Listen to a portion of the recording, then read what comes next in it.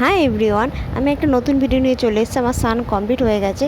আর অবশ্যই আমি সানের সময় এই লোটাসের এই ফেস ওয়াশটা ইউজ করেছি, D10 ফেস ওয়াশ। তোমরাও কিন্তু ইউজ করতেই পারো। আমার কিন্তু সেন্সিটিভ স্কিন, এই আমি তাও ইউজ করেছি। এটা হলো মমসের ফেস সিরাম।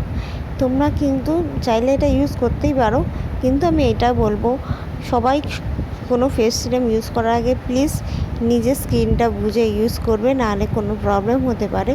আর আজকে আমি আমার ফেস ম্যাসাজের প্রসিডিউরটা তোমাদের সাথে শেয়ার করছি।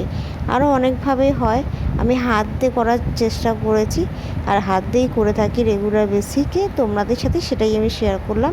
প্লিজ তোমরা এইভাবে করো, তোমাদের উপকার হবে।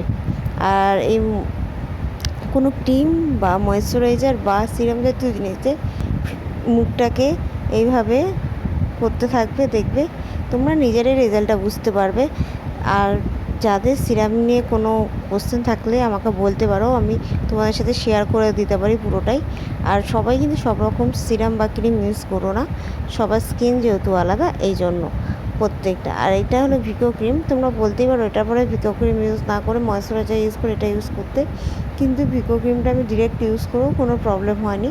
কেন এরপর আমি ল্যাকমি 925 আর কম্প্যাক্ট ইউজ করে বাইরে বেরিয়েছি, কোনো একটা জায়গায় গেছি অনেক সময় তাড়াতাড়ি। সকালবেলা তো অনেকটা মেকআপ করে বেরায় না, তখন নর্মাল হালকা টাচ আপ করে বেরাতে গেলে এইটুকুন টাচ আপ করে যেতেই পারে। তা